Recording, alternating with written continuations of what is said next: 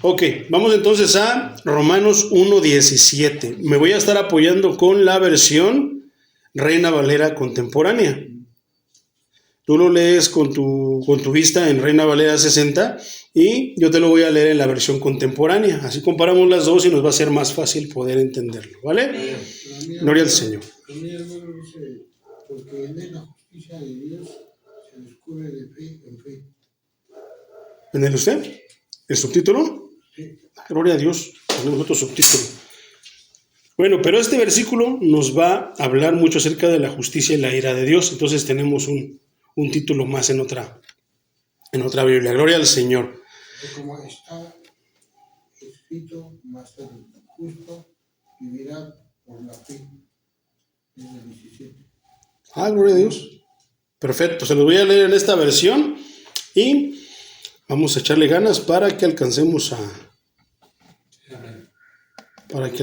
ahora sí que abarcar todo el tema. Ok, sígueme con tu vista, mi hermano, y en tu Biblia. Dice, porque en el Evangelio se revela la justicia de Dios, que de principio a fin es por medio de la fe, tal como está escrito, el justo por la fe vivirá. Perfecto, vivirá.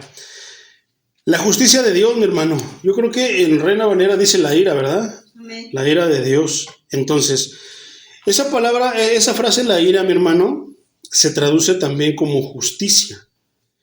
Se traduce de hecho de esta manera. La justicia de parte de Dios, entonces se leería. Porque en el Evangelio se revela justicia de parte de Dios. Y aquí se puede entender de otra perspectiva lo que nos va a querer decir el apóstol Pablo. Lo que nos quiere decir vamos a sacar el jugo a este versículo. ¿Ok? Entonces, justicia de parte de Dios. ¿Qué quiere decir? Que el justo, dentro de su justicia, dentro de lo que es, la llevará a cabo. Vamos a ver a qué más se refiere. Ese es un tema principal del libro, mi hermano. ¿De cuál? Del libro de los Romanos, la carta a los Romanos, que aparece más de 30 veces en una u otra forma. La justicia es el estado o la condición de conformarse de manera perfecta a la ley y el carácter perfectos de Dios.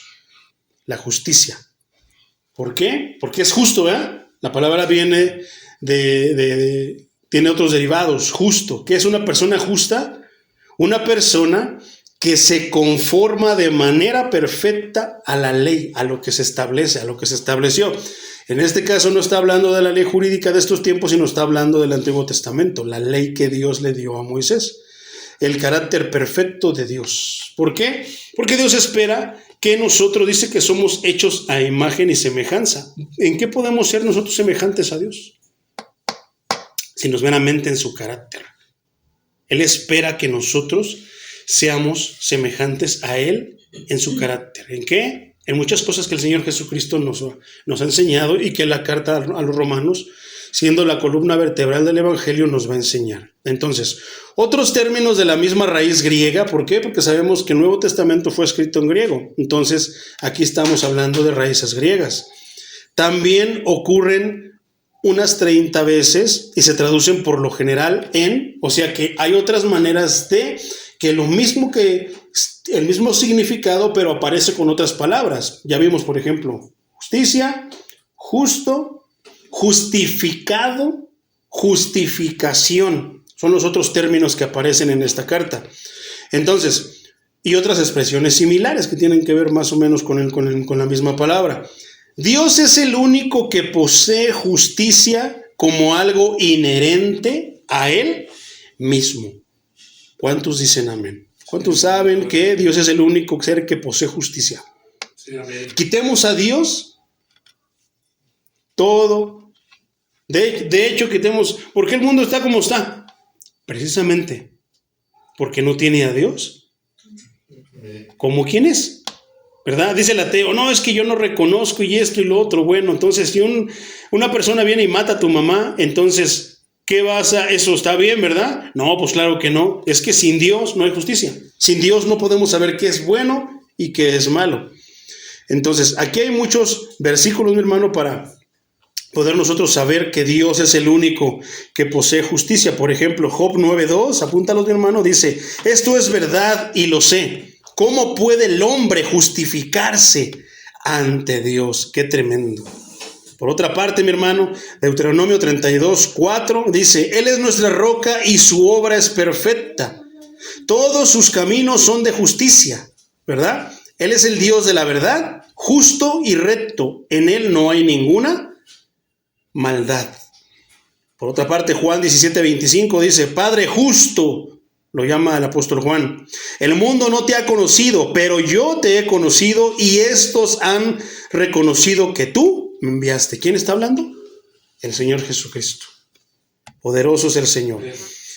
Primera carta de Juan, capítulo 2, versículo 1, dice: hijitos míos, les escribo estas cosas para que no pequen. Si alguno ha pecado, tenemos un abogado ante el Padre. ¿A quién? A Jesucristo, el justo. Apocalipsis 16:5 dice: y oí que el ángel de las aguas decía: justo eres tú, Señor, el que eras, el santo que ha juzgado estas cosas. Y hay muchos versículos más, mi hermano, que hablan acerca de que Dios es el justo. Mientras que el hombre está muy alejado del parámetro divino de la perfección moral. Y eso es algo bien cierto, mi hermano. ¿Cuántas veces no has escuchado a personas que tú les quieres hablar de Dios y les hablas del Evangelio, que uno de los principales temas, ¿cuál es? El perdón. ¿Y qué te dicen? ¿Pero perdón de qué? Si yo soy buena gente. O sea, dentro de su ignorancia, dicen que no tienen nada de qué avergonzarse o así. Y es que es verdad, hermano. Tal vez hasta nosotros mismos lo pensamos, hasta que un día la luz nos alumbró y nos dimos cuenta que no éramos tan buenos como nosotros pensábamos. Hermano, antes de la fundación del mundo ya estábamos destituidos de la gloria de Dios. Vamos para allá, hermano. Vamos por partes. Vamos por partes ahora sí que vamos a abarcarlo todo. Poderoso es el Señor. Ahorita vamos a tocar ese tema. Por otra parte, entonces, el hombre está muy alejado, hermano. O sea, Dios es el justo y el único ser que posee justicia.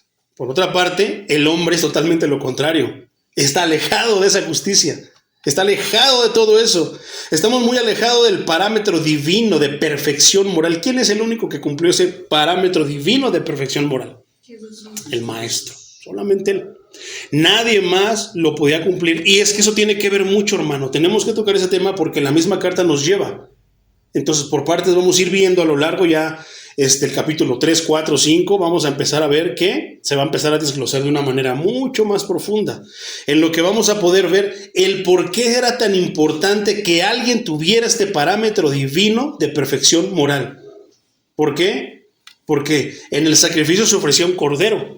Y no se podía ofrecer cualquier cordero, tenía que ser uno perfecto. Y para que uno pudiera ser ofrecido por la vida de toda la humanidad y de todos aquellos que lo quieran aceptar, tenía que ser de la misma manera uno perfecto, uno que cumpliera. Y vamos a ver otros términos, otros conceptos más adelante, mi hermano, que nos van a ayudar a entender todo eso de por qué era tan importante, o sea, todo lo que recae en la persona de Jesucristo. Pero vamos a seguirle, mi hermano. Entonces, por ejemplo, Mateo 5:48 dice: por lo tanto, sean ustedes perfectos como su Padre que está en los cielos es perfecto. Ahora bien, el Evangelio revela que con base en la fe y solamente en la fe, ¿quién está revelando? ¿Quién revela? ¿Qué es en la fe? El Evangelio. Entonces, Dios está dispuesto a imputar su justicia y rectitud a los pecadores impíos. Y vamos a ver más adelante la importancia y qué quiere decir esta palabra imputar. Pero vamos por partes. Entonces, a los pecadores impíos, poderosos el Señor. Ahí podemos ver, por ejemplo, la carta a los Corintios capítulo 5, versículo 21, dice: al que no cometió ningún pecado, por nosotros Dios lo hizo pecado, para que en él nosotros fuéramos hechos justicia de Dios. Por otra parte, la carta a los Filipenses capítulo 3 versículos 8 y 9 dice: y a decir verdad, incluso estimo todo como pérdida por la excelencia del conocimiento de Cristo Jesús, mi Señor, es el apóstol Pablo. Por su amor lo he perdido todo y lo veo como basura para ganar a Cristo y ser hallado en Él, no por tener mi propia justicia que viene por la ley, sino por tener la justicia que es de Dios y que viene por la fe en Cristo. Fíjate lo que dice el apóstol Pablo. Ya no confiaba absolutamente en nada de lo que él creía y de lo que él decía. Ahora él estaba abierto, dispuesto solamente a escuchar lo que el Señor le revelaba y lo que el Señor le permitía escuchar. Y a raíz de eso tenemos cartas como esta. Entonces, comenzamos que la ira de Dios, que de principio a fin, es por medio de ¿qué? De la fe. Por fe y para fe, dice Reina Valera 60. Entonces, esta frase por fe y para fe puede ser una expresión paralela. ¿Qué quiere decir? Que está al mismo nivel. Está del mismo, o sea, al mismo lado, en la misma magnitud, en todo. ¿Qué quiere decir? Que a lo que tiene el significado de esta otra frase, que es todo aquel que cree. Entonces, por fe y para fe es lo mismo que cuando dice la Escritura todo aquel que cree, como por ejemplo dice un versículo anterior, lo estudiamos en Romanos 1:16, a todo aquel que cree, ¿verdad? Como si Pablo aludiera a la fe individual de cada creyente, para mostrar que la fe es la misma realidad de una a otra persona y así de forma sucesiva.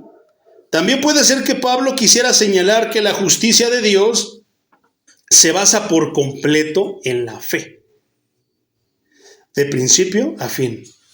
Y eso a veces es tan difícil para el cristiano en estos días, mi hermano, que la justicia se base de principio a fin en la fe solamente. ¿Por qué?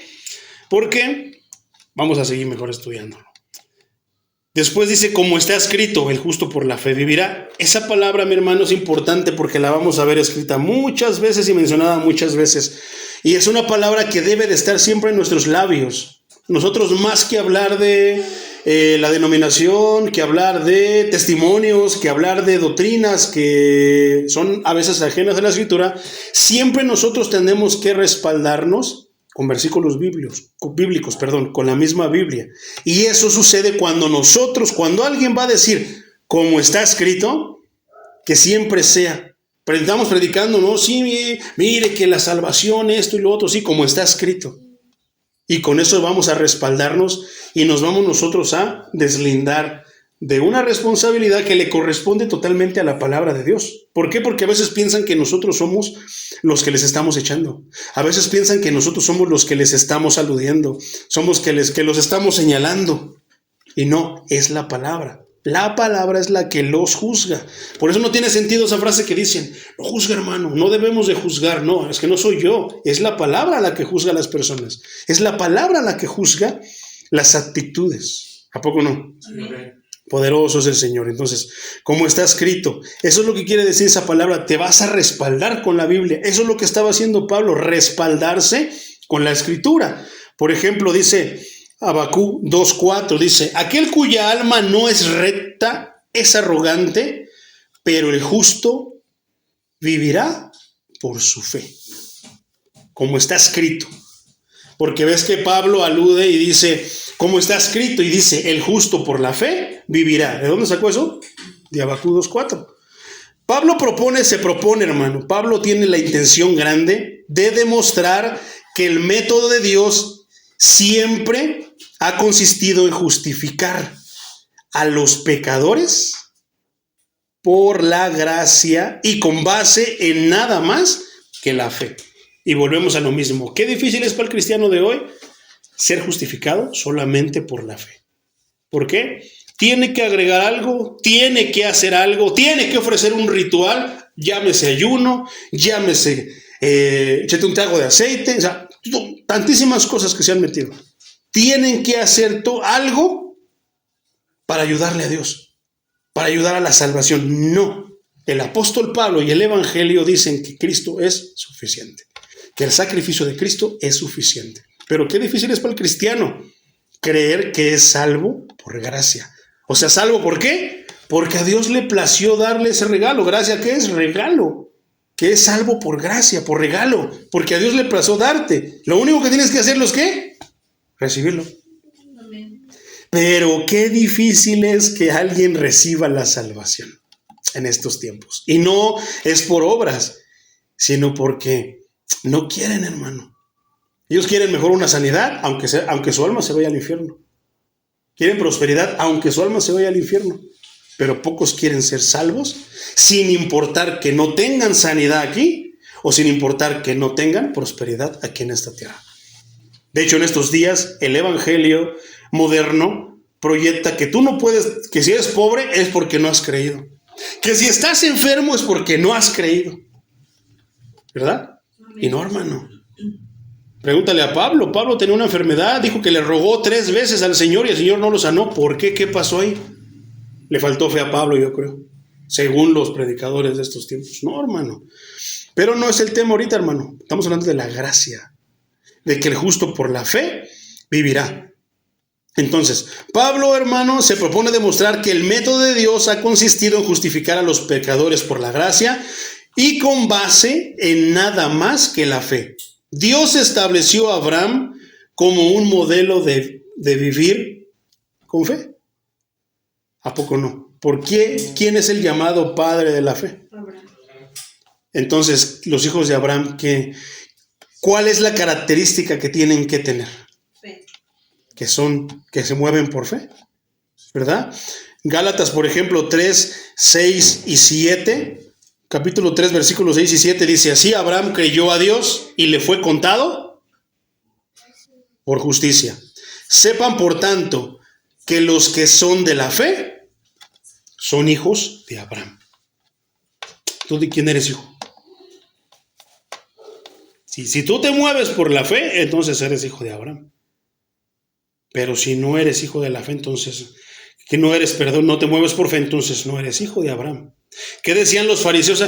¿Cómo dices que no somos esclavos y esto y lo otro y aquello, si nosotros somos hijos de Abraham? ¿Y qué le dijo el Señor Jesucristo? Si ustedes fueran hijos de Abraham, las obras de Abraham harían. Pero no. Qué tremendo. Hija, vete a sentar. Te quiero calladita, sentadita ahí. Siéntala de este lado y que no se mueva. Calladita, no quiero que estés haciendo ruido. Poderoso es el Señor. ¿Dónde me quedé? Entonces, ten cuidado porque me distraigo, y me pierdo.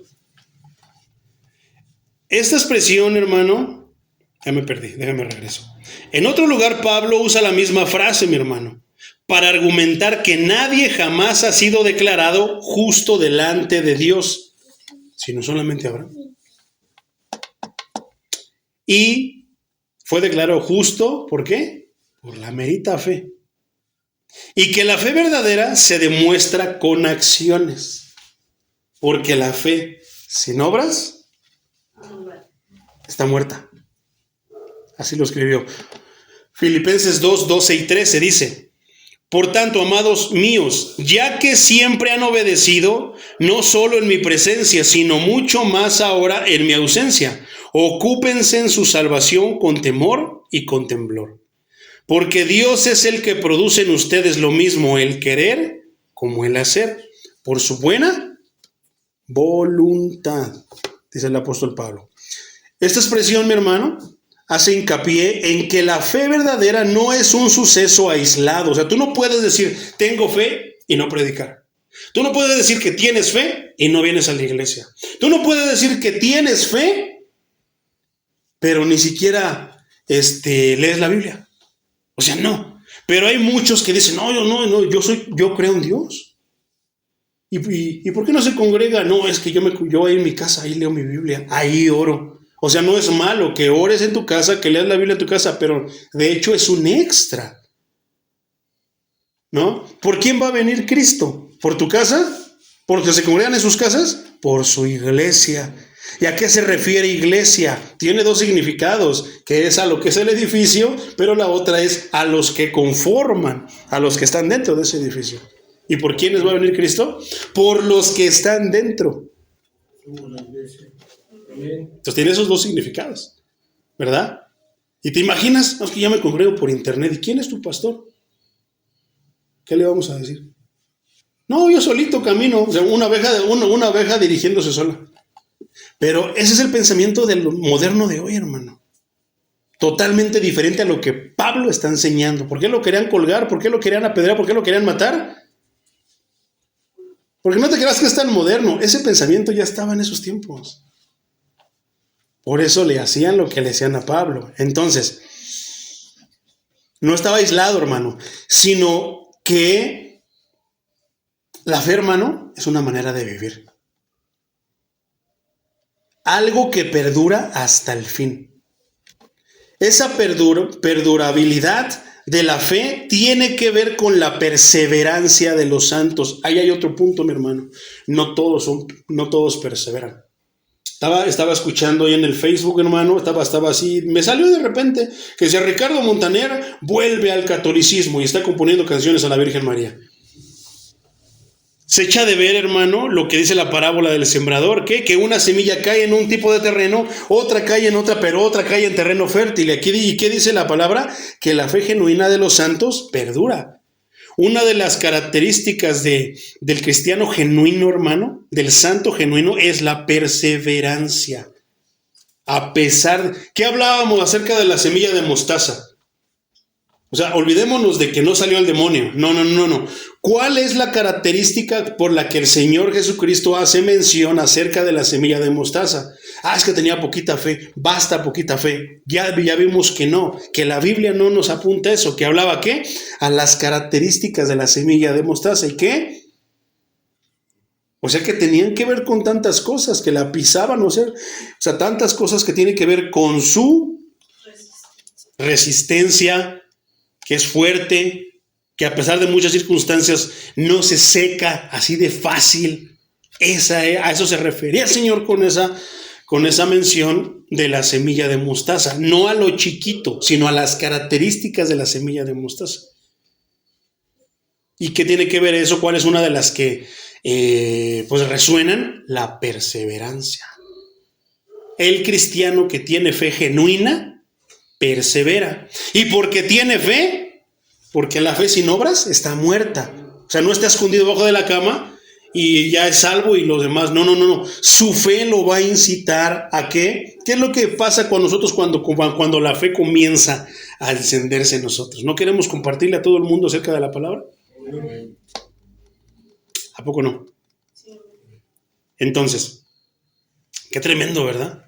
Por ejemplo, Colosenses capítulo 1, versículos 22 y 23, dice de la siguiente manera: en su cuerpo físico y por medio de la muerte, para presentárselos a sí mismos santos, sin mancha e irreprensibles, siempre y cuando en verdad permanezcan cimentados y firmes en la fe, inamovibles en la esperanza del evangelio que han recibido.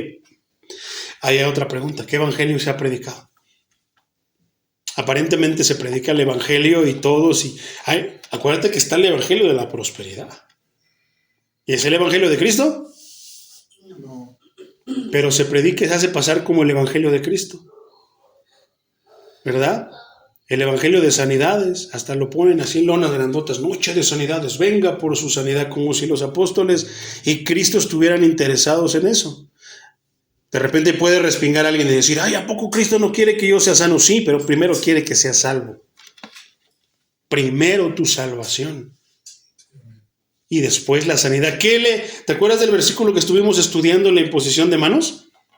Que decía que de repente en Santiago, que dice que ungiéramos aceite, llamáramos a los ancianos, ungiéramos aceite, oráramos por el enfermo. ¿Y qué? Que la oración tiene fe. Pero ves que luego decía que pues ahora sí que si se llegaba a morir, sus pecados le iban a ser perdonados. Eso está tremendo. ¿Qué quiere decir? Que Dios está interesado en la salvación. Y al final de cuentas no es para salvación. ¿Qué dice Pablo en el versículo pasado? Romanos 1:16. Porque no me avergüenzo. Entendimos que quería decir avergonzarse, ¿verdad? Que no nada más es de que, no, yo predico y eso. No quiere decir, eso es poquitito. Avergonzarse quiere decir mucho más. No me avergüenzo del evangelio. Porque es ¿qué? Dunamis. ¿Y qué era dunamis? Potencia, poder, dinamita. Para aquel que cree, primeramente al judío y después ¿a quién? Qué tremendo. Entonces, poderoso es el Señor. El Evangelio, ¿cuál es poder de salvación para todo aquel que cree? ¿Qué es el Evangelio? ¿Cuál es una de las palabras que tiene y va a estar siempre pegada al Evangelio de Cristo, al Evangelio que predicaban los apóstoles? La salvación. No puedes hablar del Evangelio sin mencionar la salvación y el perdón. Hay dos palabras. No puedes hablar de perdón y de salvación sin el Evangelio. La cosa es de que parece que se han aislado. O sea, sí puedes obtener salvación, el perdón y la salvación sin el Evangelio. Porque a veces solamente se les invita a hacer una oración de fe que no tiene nada que ver con el Evangelio. Se les invita. ¿Te acuerdas de la circunstancia del carcelero de Filipos? O sea, qué circunstancia tan miserable de decirle, ¿y qué debo de hacer para ser salvo? No sabía, no tenía idea cómo se sentiría, que él no le importó nada de lo que estaba a su alrededor, sino que él quería ser salvo, porque sabía que no era salvo. Se sentía miserable. Y imagínate a Pablo diciéndole, pues vamos a hacer la oración de fe. ¿Quieres aceptar a Cristo en tu corazón? ¿Por qué los apóstoles no dijeron nada de eso? Y la cosa es de dónde entonces salió eso, porque eso es lo que se predica en estos días. ¿Por qué no se dice como dijo Pablo y Silas? Cree en el Señor Jesucristo, serán salvos tú y toda tu casa. ¿Qué es lo que nos dice ahora el apóstol Pablo? ¿Qué nos enseña Pedro? ¿Qué nos enseñan los apóstoles? Que hay un evangelio. Que no se puede llegar a la salvación, al perdón de todos los pecados y a la salvación sin el evangelio. ¿Y qué quiere decir eso? Que sin Cristo no se puede. Qué tremendo, ¿verdad? Entonces, dice, inamovibles en la esperanza del evangelio que han recibido. ¿Qué evangelio han recibido? Muchos han recibido el evangelio de la prosperidad. Muchos han recibido el evangelio de pura sanidad, hermano. Y a veces no les llega su sanidad ni les llega su prosperidad. Ahí pregúntenle al Pare de Sufrir. ¿Cuántos no van ahí y dan todo por sanidades, por prosperidad? Y terminan yéndose y creyendo que Dios no existe. ¿Por qué? Porque es un evangelio falso. Ahí están los mormones, tienen un evangelio falso. Vino un ángel, les predicó otro evangelio, y a veces lo curioso es de que sí estudian la Biblia, pero le dan más importancia y más peso a este otro libro que les trajo ese ángel que al evangelio de Cristo. Entonces, inamovibles, hermano, tenemos que estar inamovibles de la fe, del evangelio. ¿Cuál es el evangelio que se nos ha predicado aquí en Casa de Oración Cielos Abiertos?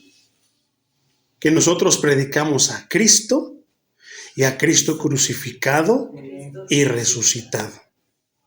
Y ahí se encierra todo, mi hermano. ¿Por qué?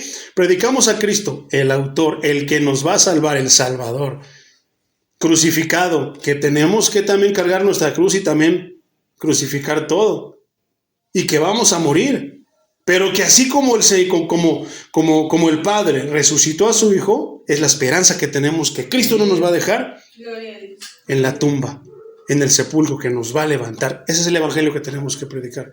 Pero qué aburrido es para muchos, inclusive para los mismos cristianos. Si aquí estuviéramos predicando prosperidad, venga por su milagro, Dios los quiere bendecir, Dios les quiere dar dinero, carros, esto estará en lleno. No, ya hasta hubiéramos rentado otro lugar. Pero como predicamos a Cristo crucificado y resucitado, al Cristo sangriento, no quieren venir. Peor, porque de repente libros como Romanos nos va a atravesar el alma, hermano. Nos va a atravesar el corazón y nos va a doler. Y como decía la predicación del domingo, ¿qué pasa? A veces somos chillones. No, es que me está tirando el pastor. No, es que me está diciendo esto, lo otro. No, es la palabra, es Dios mismo que te está diciendo, te estás portando mal.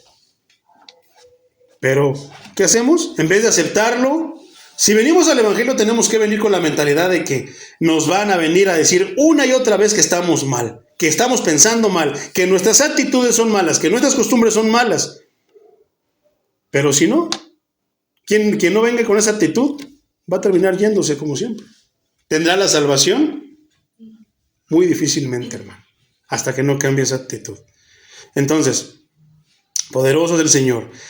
El evangelio que han recibido, el cual se predica en toda la creación debajo del cielo, del cual yo, Pablo, he llegado a ser ministro. Qué orgullo y qué privilegio, hermano, el que tú seas un ministro de Dios que predica el Evangelio de Cristo. Pero de verdad, porque te hablábamos, por ejemplo, de la fe. Entonces, ¿cómo es que, por ejemplo, una persona como Ricardo Montaner ya se regresó al catolicismo? Es que en verdad nunca fue cristiano, hermano. Comienza por quién le predicó el Evangelio. ¿Tú sabes quién le predicó el Evangelio a Ricardo Montaner? Dante Gebel. Comienza de ahí. ¿Qué está diciendo? Que te mantengas, que se mantiene inamovible, que no se mueve del Evangelio. ¿Y qué pasa? No he escuchado las razones, pero es que simple y sencillamente, si no le predicas el Evangelio, dice por ahí un hermano, no quién fue el que lo dijo, no recuerdo quién lo dijo, pero lo acabo de ver, hermano. Sabe, dice, porque hay falsos profetas, falsos maestros, hay falsos cristianos. Y ahí entran dentro de los falsos maestros. Entonces, porque hay falso evangelio, hay falsos cristianos. Qué tremendo, ¿verdad? ¿Cuánto no se llegan y profesan a Cristo, pero en un tiempo lo avergüenzan el evangelio y terminan yéndose, maldiciendo y diciendo que Dios no existe, que los pastores rateros y siempre tirándole y hablando barbaridades de la iglesia. Algunas veces con razón, pero algunas veces sin razón. Qué tremendo. Poderoso es el Señor. Entonces, eso está tremendo, mi hermano.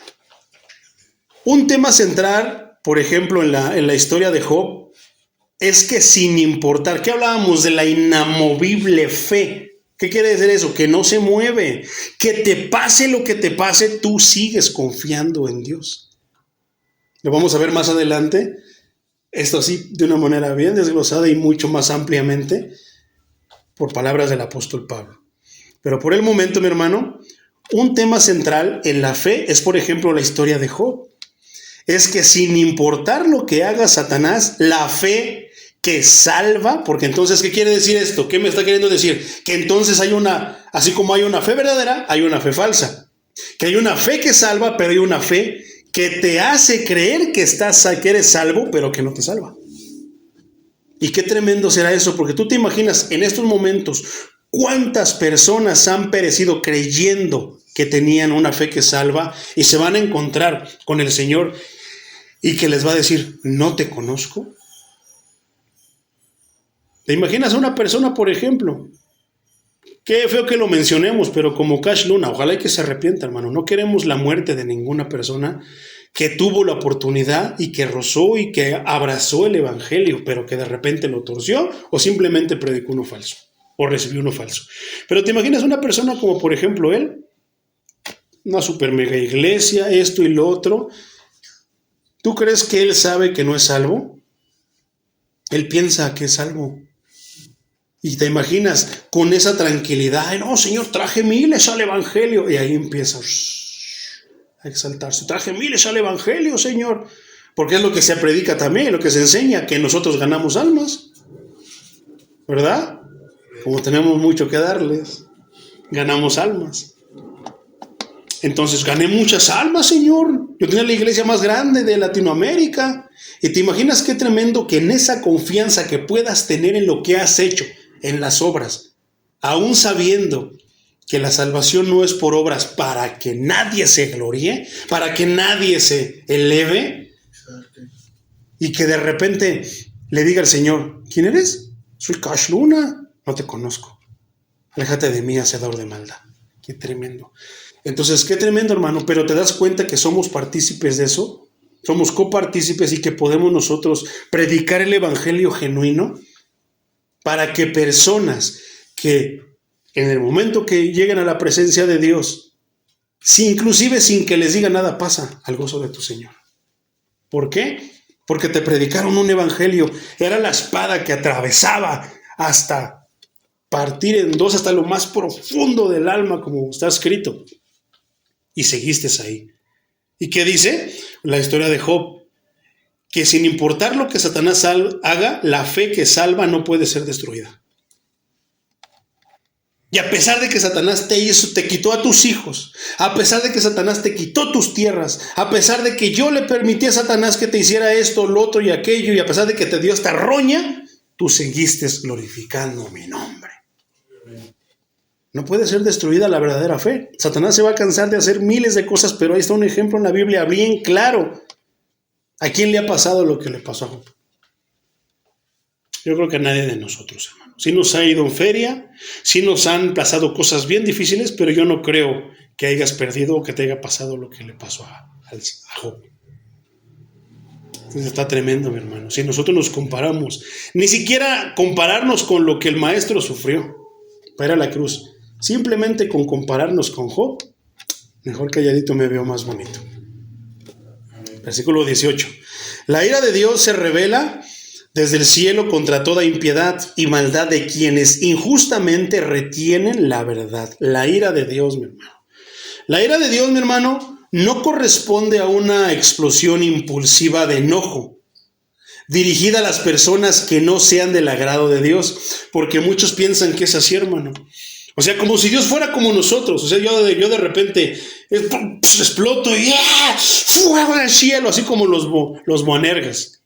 Señor, ¿quieres que pida que caiga fuego del cielo? O sea, el Señor viene aquí a salvar a las ovejas y esto la quieren quemar. Cualquier coincidencia con los cristianos de estos días es mera coincidencia. Si tuviéramos el poder, mi hermano, ya hubiéramos quemado o ya nos hubieran quemado no sé cuántos. ¿A poco no? Y pensamos que Dios es como nosotros. O sea, se nos olvida que Dios es inmutable, Él no cambia de parecer, Él no cambia de humor, Él no cambia de actitud, Él es Dios y punto. Pero muchos piensan que Dios se enoja con ellos. Y eso es bien tremendo, hermano, y no es nada más que ignorancia de Dios. Por eso, como decía el hermano Paul Washer, decía, si tú a la iglesia le predicas los atributos de Dios, la justicia de Dios, la soberanía de Dios, van a salir corriendo y van a decir, ese Dios no es el que yo sirvo, ese no es mi Dios es bueno, mi Dios es amor. Y no es que Dios sea odio, sea muerte, no. Pero es que hay que estudiar todo de Dios, que así como Dios es amor, también es fuego consumidor, como muchos dicen. Bueno, yo le agrego otra, pues Dios es justo. Y por su justicia va a hacer muchas cosas. Y no va a pisotear su nombre, nada más porque cielos abiertos quiere seguir en la necedad. ¿Y para que nos convertamos? No. Por honor a su nombre, Él siempre va a hacer lo que tenga que hacer. Entonces pensamos que de repente Dios se enojó. Ay, es que Dios no me habla. Ay, es que ya no escucho a Dios. Ay, el día que realmente Dios se aparte de ti, vas a quedar muerto y vas a despertar como el rico, en agonía, en tormento. Pero se nos hace muy fácil decir que Dios está contra nosotros. Como si jugáramos a las fuercitas, mi hermano, ignorando que Dios ni siquiera con su divino dedo pulgar aplastaría esta tierra y todo el universo, mi hermano. O sea, no sabemos lo que decimos. ¿Por qué? Porque ignoramos quién es el Dios Todopoderoso. Muchos por eso tienen el pensamiento que tienen, se dirigen de la manera que se dirigen porque ignoran quién es Dios. Si supieran quién es Dios, no le dirían Diosito. Si supieran quién es Dios, no le dirían Chuchito. Pero lo ignoran, hermano. Hay quienes tienen un poco de conocimiento y aún así, o sea, digamos, vamos a dejar a las religiones fuera de la evangélica, hermano. Ignoran quién es Dios, por eso se dirigen de la manera que se dirigen. Pero los evangélicos, ahí está Cash Luna que dice que ahí estaba Maldonado, que Dios tiene que pedirles permiso. O sea que ahora el barro le da órdenes al alfarero. Y tú dices, bueno, híjoles, ¿de qué cabeza cabe? Pero no nada más es eso. Y toda la borregada. Qué tremendo. Pues pareciera que Dios de repente, me hicieron enojar, los voy a quemar. No, para que Dios mandara el diluvio, hermano, pasó muchísimo. Se abusó muchísimo, porque es bien misericordioso el Señor. Es tan bueno, su bondad no tiene nada igual. Para que Dios mandara fuego y azufre a consumir Sodoma y a Gomorra, tuvo que pasar mucho, hermano. porque es bien paciente. Y el apóstol Pedro dice en su carta, en la primera, que él pacientemente sigue esperando a que se arrepientan, porque no quiere que perezca el pecador. Sabe cuál es el destino que él está escogiendo, que ellos están escogiendo. No es que él nos mande, ellos lo escogen. Pero qué tremendo. Entonces, la ira de Dios, hermano, no es una explosión impulsiva, no es algo que de repente le nace y voy a quemar a todos, no. Es la respuesta ecuánime y determinada de un Dios justo en contra ¿de quién? ¿Del pecador o del pecado? Ahí hay que aclarar eso. Porque muchos dicen que es con el pecador. Por eso el pecador no tolera que tú le digas, hermano, te voy echando caguamas, no, eso no le agrada a Dios. Cállate, no juzgues para que no seas juzgado. Con la vara que mides vas a ser medido. Y se confunde, o sea, tenemos que poner las cosas en la balanza, mi hermano. Se confunde el proceso, hermano, con el juicio con la condena. O sea, toda una sopa de todo. ¿Y qué es lo que dice? ¿Por qué le duele tanto al pecador que le señales su pecado? O sea, una cosa es que yo diga Memín Pingüín, el hermano Memín Pingüín, y otra cosa es que menciones el pecado del hermano Memín Pingüín. Pero ¿por qué se esponja tanto el pecador al que le menciones su pecado? O sea, tú le estás diciendo de su pecado, pero él lo toma personal, que le estás diciendo a él, y no. A final de cuentas, hermano, el pecado, o sea, Dios no tolera el pecado. Entonces Dios está en contra del pecado. Vamos a ver más adelante también el pecador arrepentido y el pecador que peca deliberadamente. Más adelante lo vamos a ver. Pero hasta el momento, ¿qué dice? Que no es que Dios se enoje y de repente los voy a quemar y a todos. No, sino que no le gusta el pecado, le desagrada el pecado, le da asco el pecado.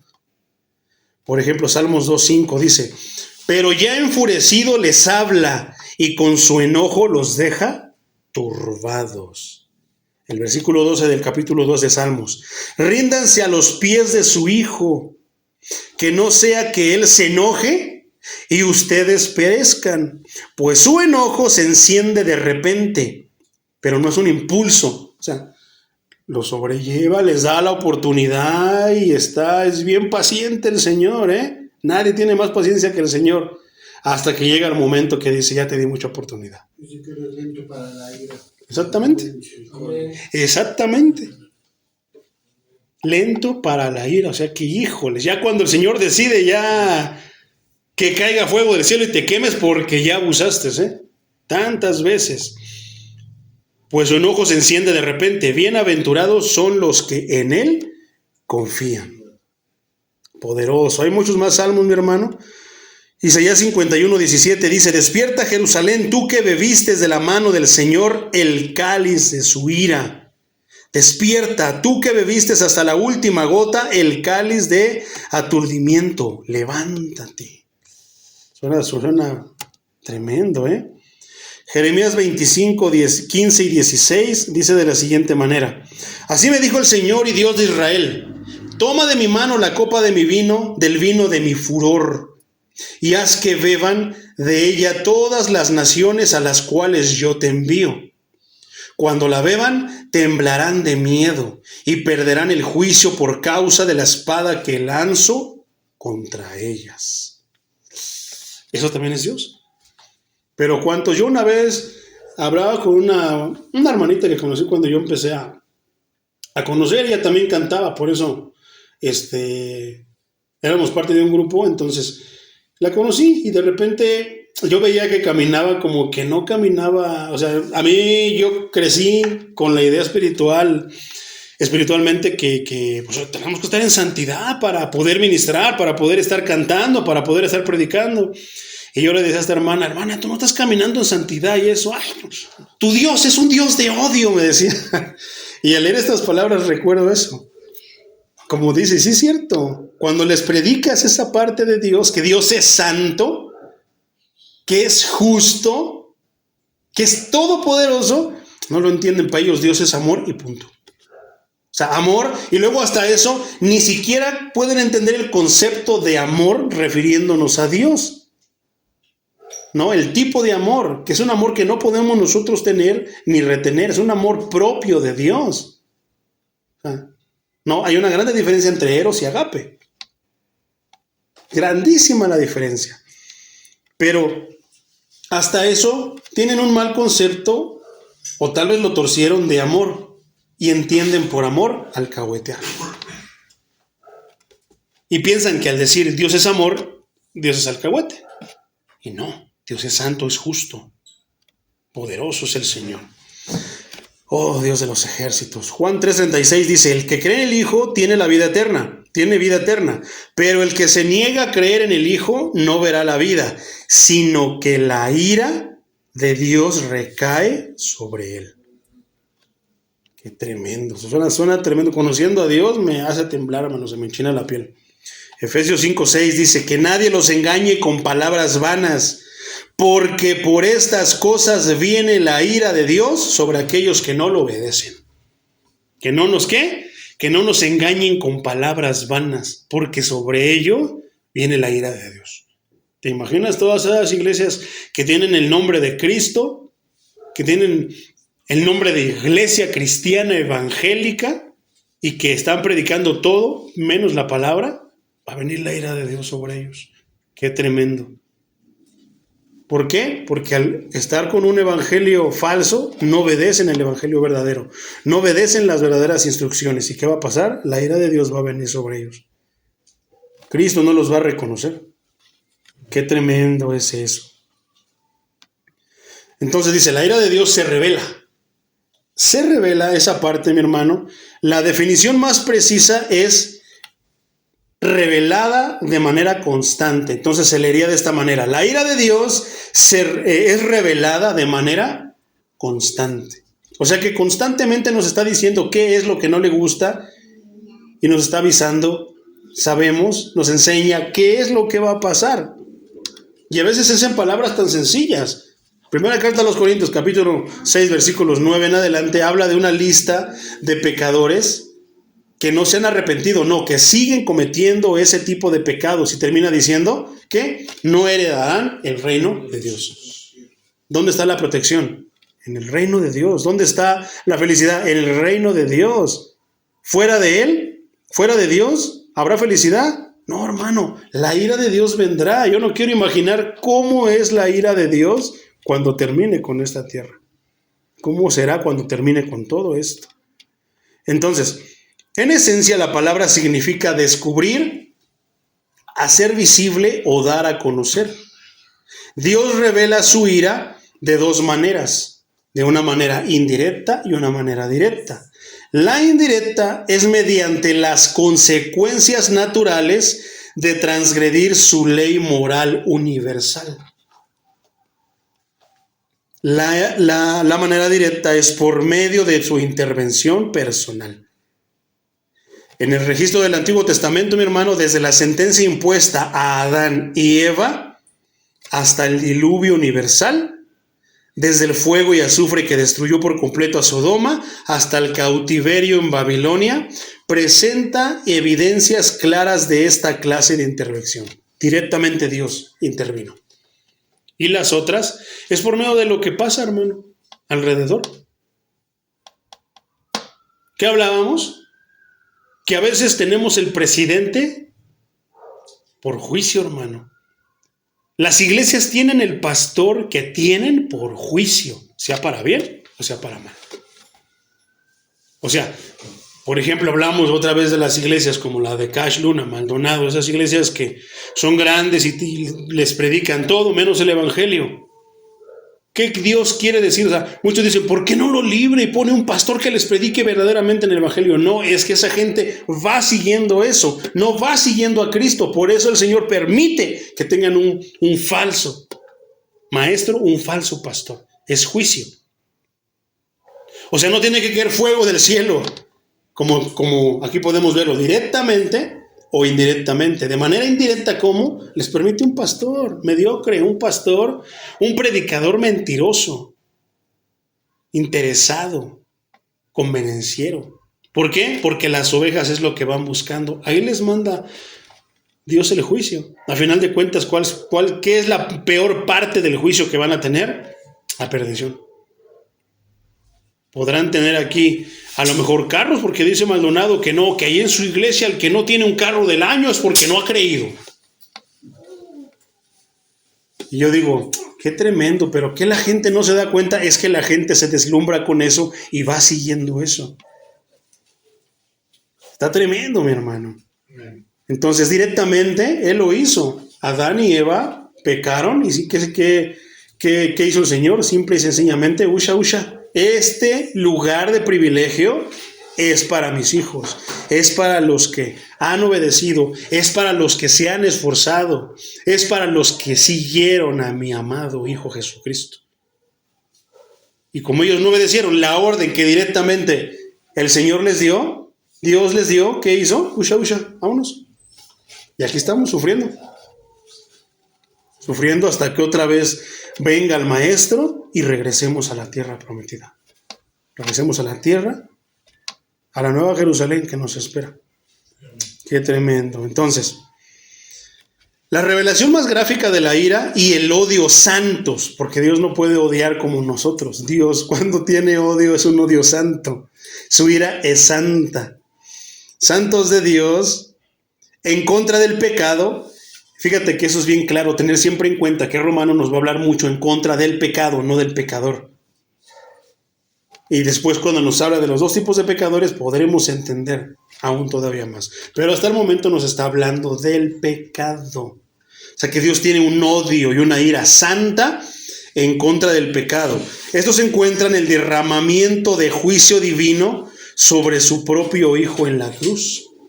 Ahí mostró toda su ira. ¿Qué hizo? Tremendo el castigo que recibió nuestro Señor Jesucristo. Qué tremendo, mi hermano. Entonces, Dios tiene diversos tipos de ira. Te voy a hablar por lo menos de 5, mi hermano. Una es la ira eterna, la cual se expresa ¿dónde crees? En el infierno. La segunda es la ira escatológica, que corresponde al último y gran día del Señor. La tercera ira es el cataclismo como el diluvio y la destrucción de Sodoma y Gomorra. La cuarta ira es la ira de consecuencias, que corresponde al principio de la siembra y de la cosecha. O sea que lo que haces te va a traer consecuencias, buenas o malas. Y la quinta es la ira del abandono, que consiste en quitar todos los frenos morales para dejar que las personas se desboquen en sus propios pecados. Eso también está escrito, mi hermano. Que a veces Dios ya ve que una persona es necia y sigue pecando eso. O sea, ¿quieres empuercarte? Bueno, te voy a quitar todo, ya no vas a escuchar nada de mí. Si yo te estaba impidiendo que te revolcaras o que te fueras a lo peor, ahora te voy a quitar ese límite y órale, váyase, es lo que quiere. Y eso está tremendo, hermano. De ahí es como estaba yo escuchando hace rato, por ejemplo, los homosexuales, ¿no? Un pecado de ese tipo. Ellos dicen que nacen, pero no. Se les mete en la mente. Creen, se autoengañan. Pero después de que se autoengañan, hacen a un lado a Dios. Dios después de un tiempo va a hacer eso. ¿Qué los va? Los va a entregar a pasiones vergonzosas. Es cuando se destapan y ahí está. Antes se escondían. Antes tal vez habría muchos, tal vez habría la misma cantidad, pero se escondían. Ahora ya no. Entonces, una de dos, se escondían o no había muchos, pero hoy no. Ahora ya dicen que el orgullo. O sea, Dios ya los entregó a pasiones vergonzosas. Entonces, esa es la ira del abandono. Entonces, esa ira ya está aplicándose aquí, ¿verdad? Y allí podemos poner cualquier tipo de pecado, no solamente la homosexualidad. Entonces, Dios quita los frenos morales y deja que las personas se desboquen, o sea, que le den rienda suelta en sus propios pecados. Por ejemplo, acerca de esta ira, hermano, por ejemplo, podemos ver en el Salmo 81, versículos 11 y 12, que dice: Pero tú, mi pueblo, no escuchaste mi voz. Tú, Israel, no quisiste obedecerme, y por tu obstinación te abandoné para que siguieras tus propios consejos. Y sabemos que le ha ido en feria al pueblo escogido de Dios. Por eso es que Dios pide que oremos por Israel, que pidamos por la paz de Israel, porque han hecho su voluntad. A más no poder. Poderoso es el Señor Jesucristo. Proverbios 1:23 al 31. Lo lees en casita, hermano, porque está largo. Bueno, de todas maneras creo que no vamos a alcanzar todo el tema, vamos a leerlo. Te lo voy a leer para que veamos de qué es 23 al 31. Dice: presten atención a mis reprensiones. Yo derramaré mi espíritu sobre ustedes y les daré a conocer mis argumentos. Pero yo los llamé y nadie quiso oírme. Les tendí la mano y nadie me hizo caso. Al contrario, desecharon todos mis consejos y no quisieron recibir mi reprensión. Por eso, yo me burlaré de ustedes cuando les sobrevenga la temida calamidad. Cuando la calamidad que tanto temen, eso está tremendo, es algo que tú temes, eso te va a venir.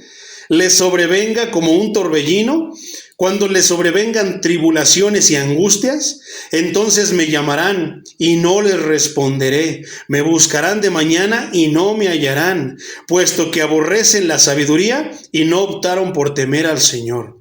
Ni siquiera seguir mis consejos, ni quisieron seguir mis consejos, sino que menospreciaron todas mis reprensiones, comerán los frutos de sus andanzas y se hartarán con sus propios consejos. Los incautos mueren por sus propios desvíos, a los necios los destruye su autosuficiencia, pero los que me oyen vivirán tranquilos, sin sobresaltos ni temor de ningún mal. Todas las palabras que usa el Señor con consecuencias para los necios, para resumir la bendición a sus hijos, la bendición exclusiva, porque es una bendición exclusiva de los que le oyen y que le obedecen. ¿Verdad? ¿Qué de qué aprendíamos el domingo? Que la verdadera fe produce ¿qué? Obediencia. Obediencia. No puedes decir que tienes fe si no obedeces. ¿Verdad? Volvemos a lo mismo. ¿Por qué no vino al culto, hermano? Ay, no, pero tengo fe, estoy en victoria. ¿Qué es lo que pasa con muchos? Entonces realmente la Biblia es luz, hermano, y nos va a alumbrar. Pero gloria a Dios que nos alumbre. El problema está que cuando nos alumbra, nos vamos a la iglesia. Ya no queremos ir ahí porque no hay, ese pastor no sabe, sin saber que ahí está la luz. Que necesitamos de la luz, ¿para qué? Para empezar a corregir todas nuestras fechorías, malas actitudes, todos nuestros pecados. Y gloria a Dios que la luz nos alumbra, porque Dios nos está dando la oportunidad de arrepentirnos aquí, porque una vez muertos ya no hay vuelta atrás. Qué tremendo. Pero no lo vemos así como deberíamos de verlo. Lo vemos como malo, ¿verdad? Pero fíjate cómo dice Oseas 4:17, Efraín se inclina por los ídolos. ¿Y qué crees que dice el Señor? Déjenlo.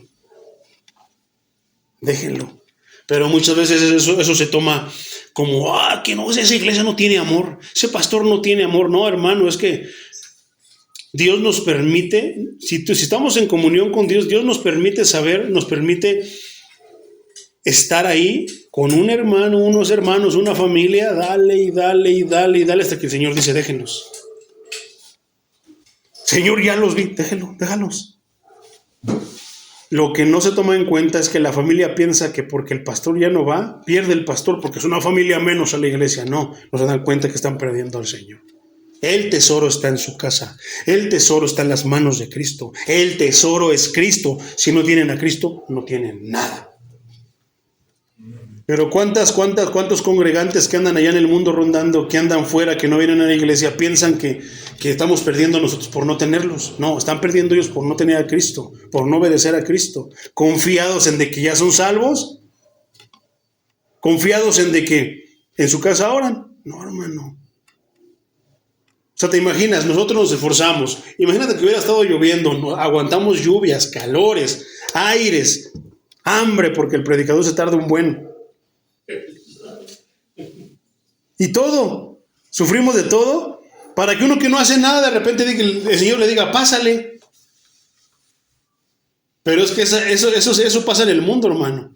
O sea, yo voy y compro mi boleto. Bueno, ya no hay boletos. Recargo mi tarjeta del metro para pasarme por ahí. Pero llega otro más listo que yo y se pasa flaquito, ese flaquito se pasa por ahí, se pasa por abajo. Y siempre he dicho, ese ejemplo me encanta. Porque muchos piensan, hermano, que se van a pasar por abajo el torniquete para entrar al reino de los cielos. Muchos piensan que se van a pasar de ladito, hermano.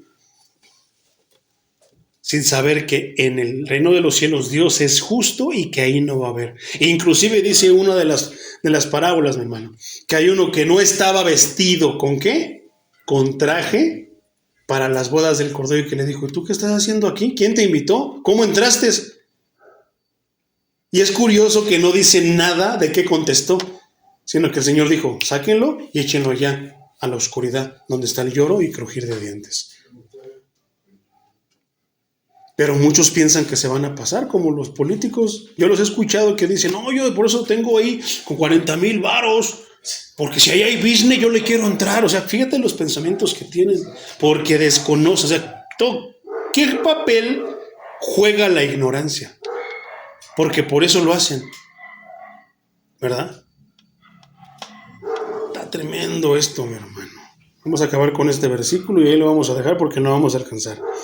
Entonces, aquí se describe, mi hermano, en esta quinta forma de ira, en el abandono divino de los impíos. Y eso es bien, bien curioso. ¿Qué es un impío, mi hermano? Un impío es una persona que vino a la iglesia, que sí sabe, pero se hace tarugo, exactamente, que sí lo conoció, pero no quiso obedecerlo. Ese es un impío. O sea, una cosa es alguien, un mundano, un gentil, como la Biblia lo llamaría. Pero que habla de un impío, ¿qué? Que sí estuvo, sí escuchó, sí recibió la instrucción, pero no quiso recibirla. Por lo que sea, por necedad, por conveniencia, no lo sé, por la razón que sea, pero tuvo la oportunidad y la rechazó. Eso es un impío. Entonces fíjate el papel que toma aquí. ¿Por qué? Dice que en esta quinta ira, ¿qué era la ira aquí, hermano? Del abandono. O sea, Dios los abandona, los entrega ahí. ¿Quieres? Órale, atáscate entonces, es lo que quieres. Y los abandona. Y hay que se maten y que se mueran. Dios ya les dio las suficientes oportunidades. Entonces, en esa ira que dice, en el abandono divino de los impíos, de los que sí tuvieron la oportunidad, porque Dios sigue mandando a sus predicadores, a sus evangelistas, a los gentiles. Por eso es que ellos no entran dentro de esto, no. Está hablando de los que sí han pisado la iglesia, como dice el hermano, de los que sí han conocido de Dios, pero que no han querido caminar. Y eso está tremendo. Qué triste, ¿verdad? Que tuvieron la oportunidad, como diría el perro Bermúdez, era suya y la dejaron ir.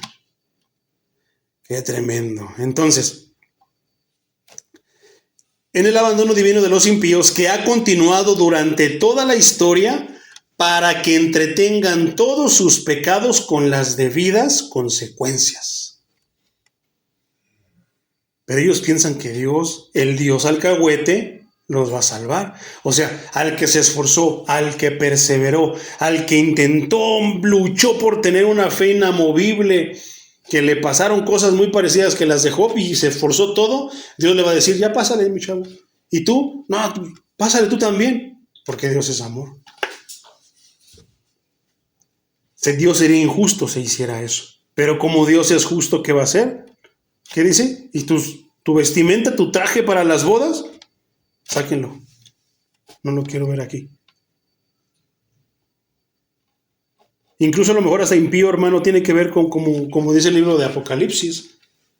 Por cuanto no fuistes, no eres caliente ni frío, sino tibio, le dan asco al Señor. Dice que los va a vomitar.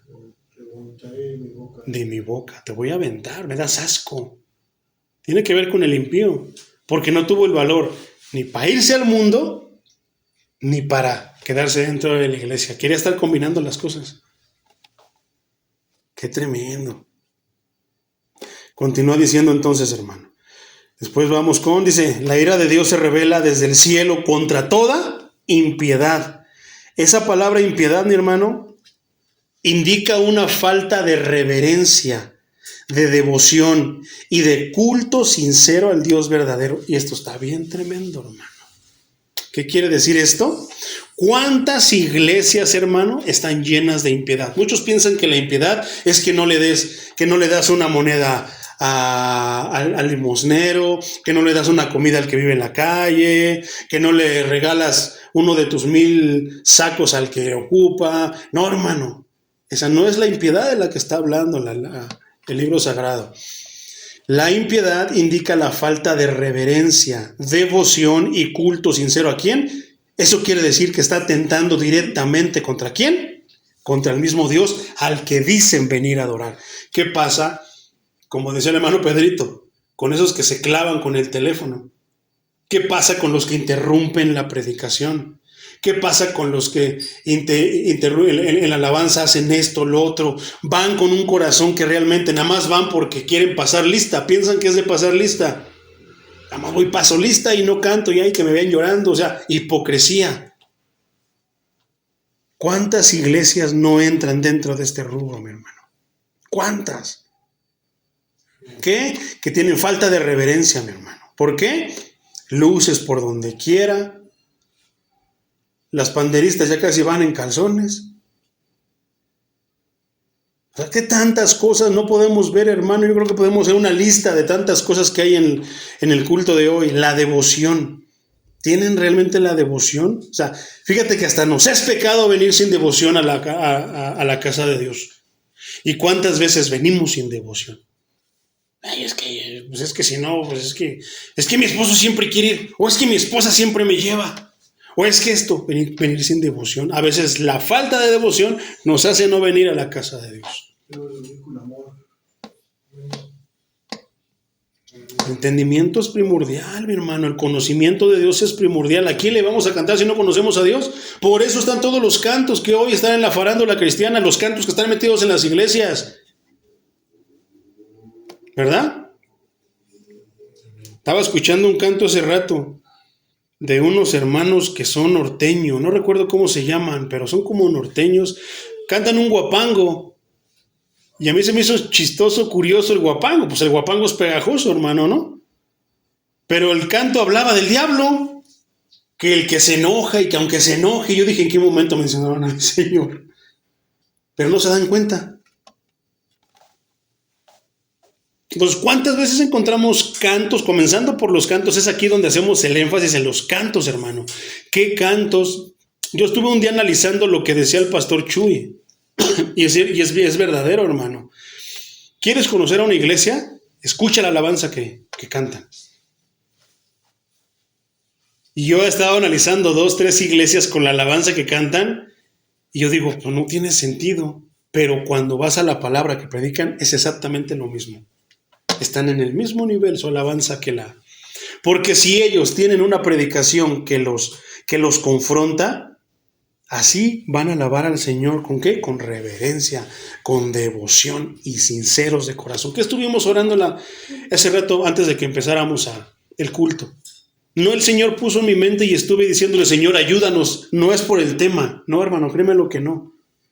Era porque el Señor me ponía en el corazón, Señor, ponnos sinceridad para venir a verte, para encontrarnos contigo y sinceridad para cantarte. De nada sirve que esté cantando un canto que está muy bonito, una letra bien bíblica, si ni yo me lo creo. Pero ¿a poco no hay deleite? Por lo menos ahí le avanzamos algo, hay deleite en cantar salmos. ¿Cómo empezó el primer canto? ¿A dónde me iré de tu presencia? Si me fuere al mar, si me fuere al oscuro, si me fuera allá, ahí estás tú. Y nos hace reflexionar. Es cierto, Señor. ¿Dónde me iré? ¿Qué cantamos después? Isaías, ¿no? Los que confían en el Señor tendrán que nuevas fuerzas, correrán y no se cansarán. Y como el águila, levantarán el vuelo. Promesas. Pero ¿qué pasa si nomás estoy? No me lo creo. No voy con devoción, no voy con reverencia.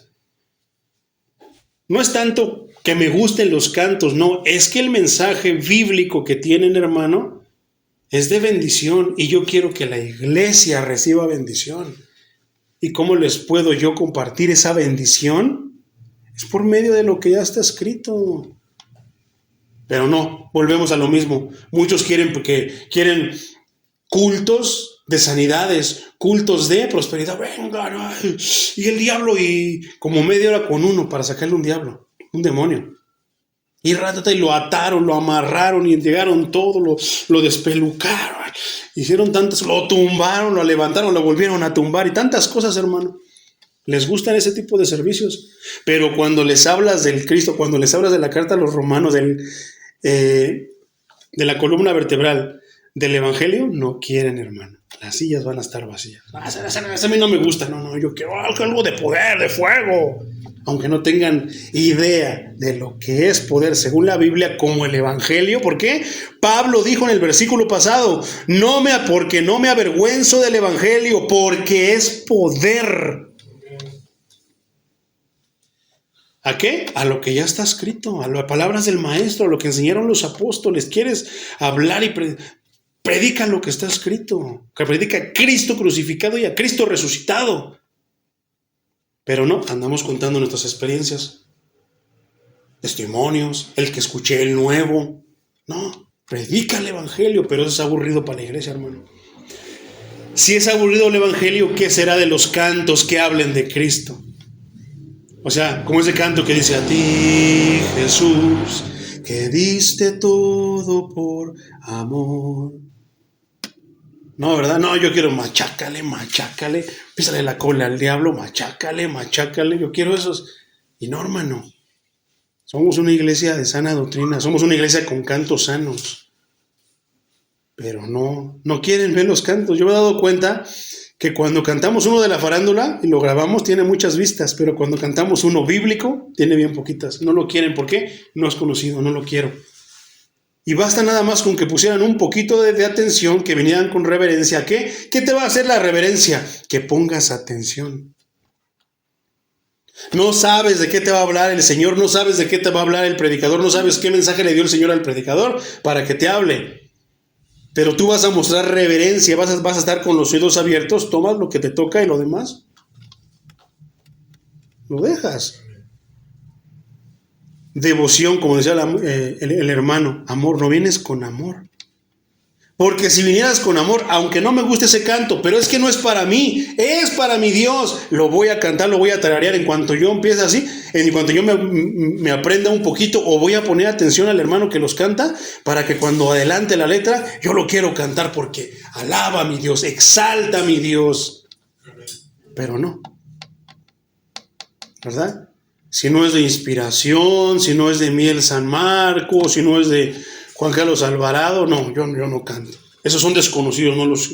No, hermano, ahí tenemos un tesoro aquí en Casa de Oración en los cantos que cantamos.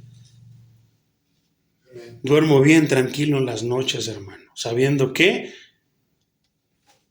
yo creo que Dios no me va a reclamar por lo que le cantábamos. Y creo que Dios no me va a reclamar porque no he hecho nada más que predicar su palabra. Eso me da tranquilidad, me da paz. Entonces, otra vez, hermano, impiedad. Esto indica una falta de reverencia, devoción y culto sincero al Dios verdadero. Pero no termina ahí.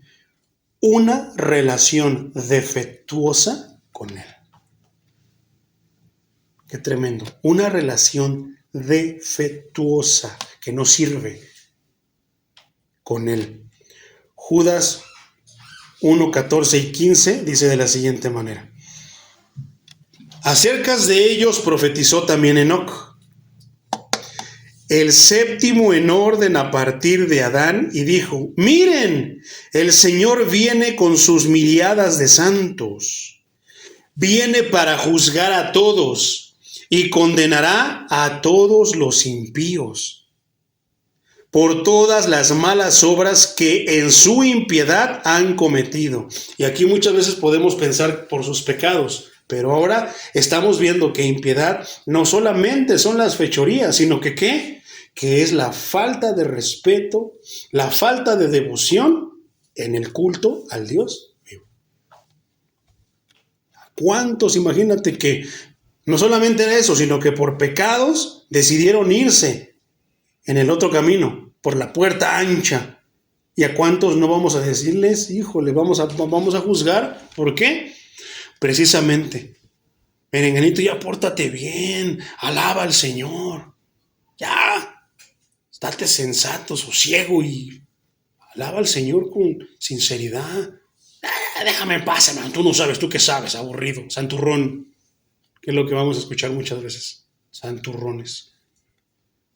Ah, no, pero que los hermanos de allá hablaban de eso. Gloria a Dios, hermano, es muy su problema de ellos. A nosotros nos puso aquí, dentro de nuestra responsabilidad, está lo que hay aquí. Si los de allá brincan, echan maromas, tiran fuego, hacen desbarajustes, son ellos. Dios le pedirá cuentas al pastor de allá.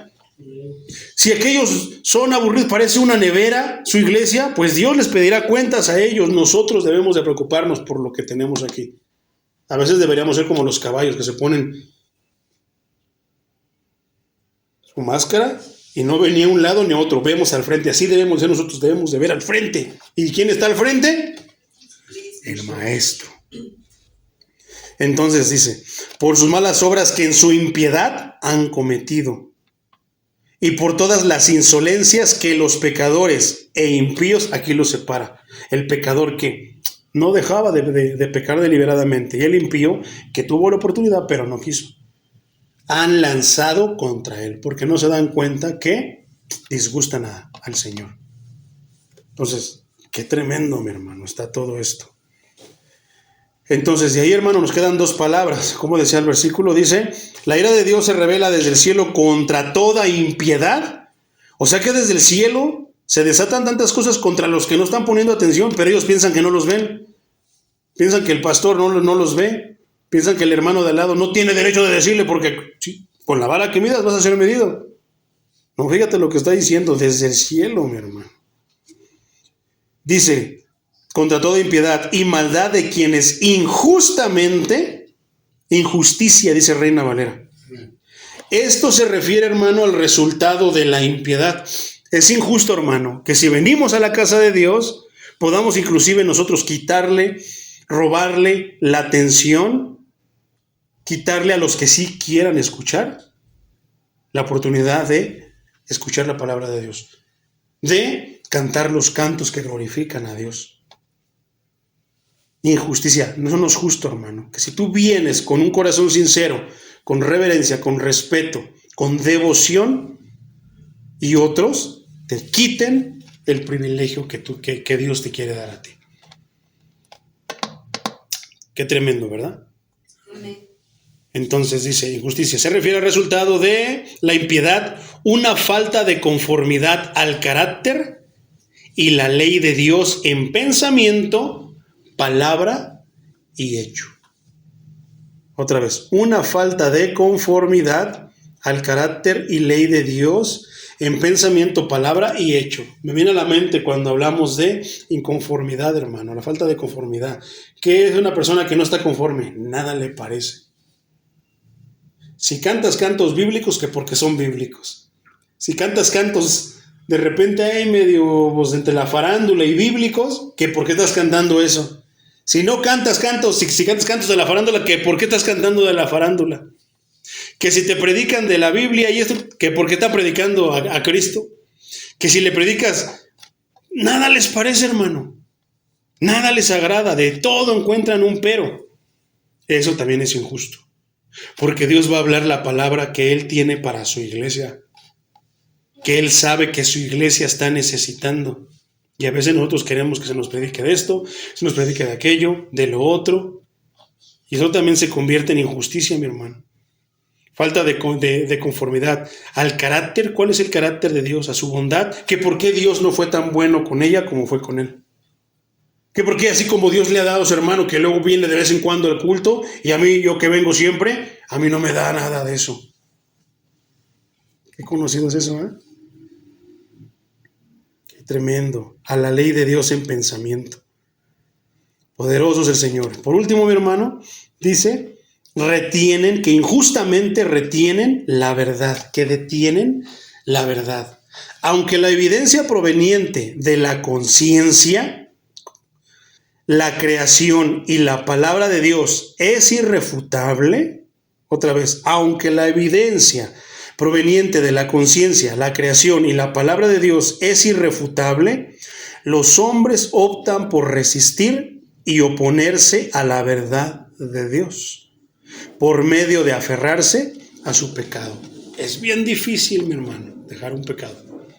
Solamente la ayuda del Espíritu Santo es la que nos puede hacer libres.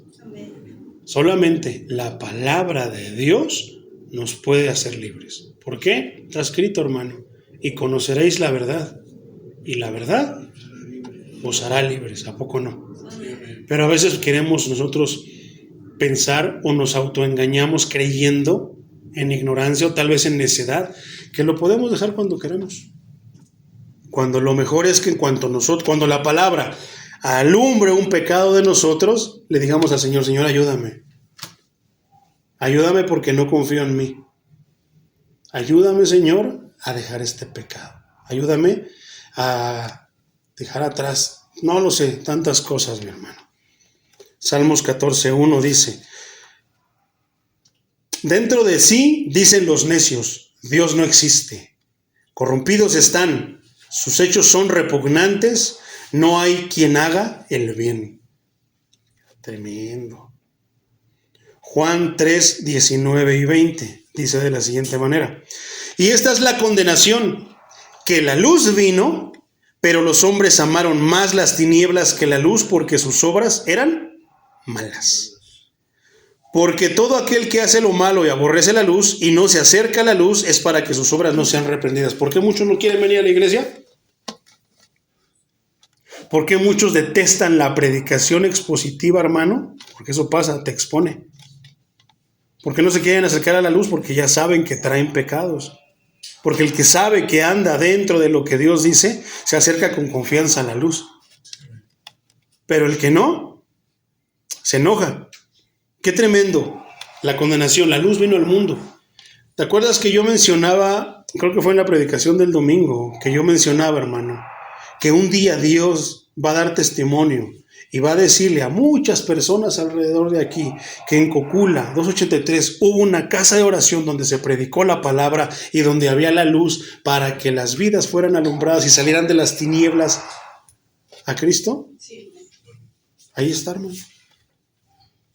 La luz vino al mundo, pero los hombres amaron más las tinieblas que la luz. ¿Por qué sus obras eran malas? Ahí está la razón, hermano. Que no quiere venir a la iglesia porque es malo. Es perverso, dice la Biblia.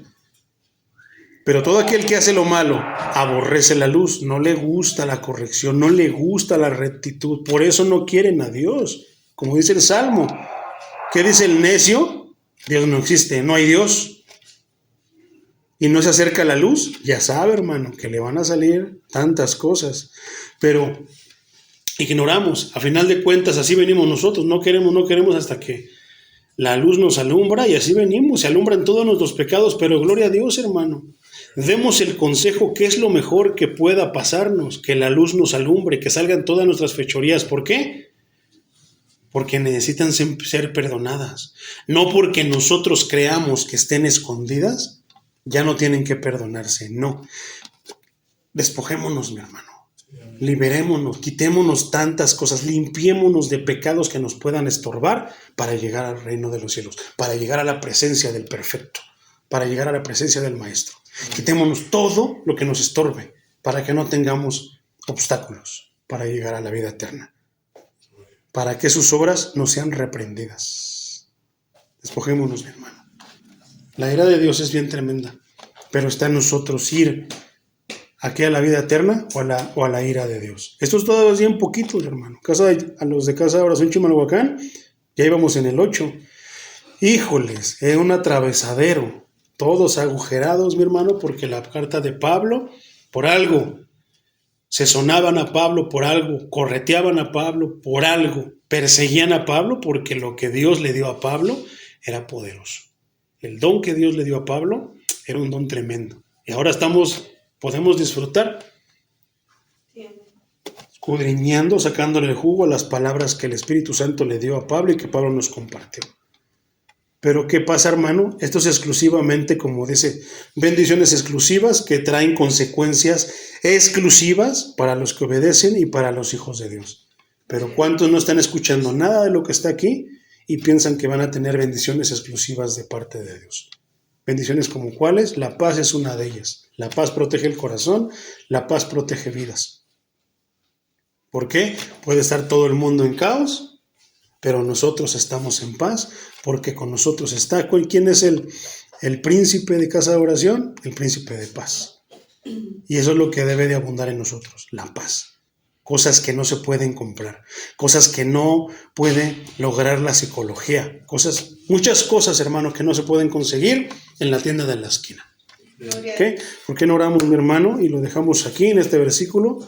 Para la siguiente semana seguiremos con este estudio. Está bueno, ¿verdad? Está deliciosa la carta a los romanos, mi hermano. Oremos, mis hermanos.